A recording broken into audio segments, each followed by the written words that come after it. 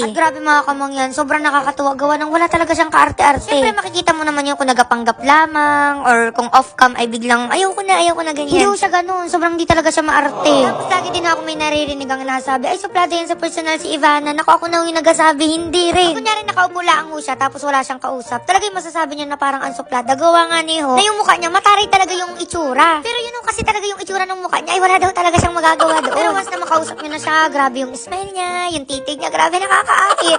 Yung pagsasalita niya, parang tropa-tropa lang. Masarap mga kamangyan, kapag may gusto talaga siyang kainin, kainin talaga niya, atikman niya, gayang kahit hindi na siya pilitin. Kagayaw na rin, binuksan yung pakwan, talaga wala man lang kami narinig na, ay baka yan ay inisprayan, baka yan ay madumi yung gulok na ginamit. Walang ganun, basta kamain na lang siya. So, dun pala ang talagang masasabi mo na kung ano yung nakikita sa camera, ay gayon talaga siya sa personal. Tapos mga kamangyan, kung ano talaga yung ipagawa namin sa kanya, agawin din niya, nang di mo lang nagadalawang isip. Alam niyo, mas inaisip pa niya ako, baka daw ako ay pagod na. Ay, grabe naman. Kita ka lang namin natatagtag na yung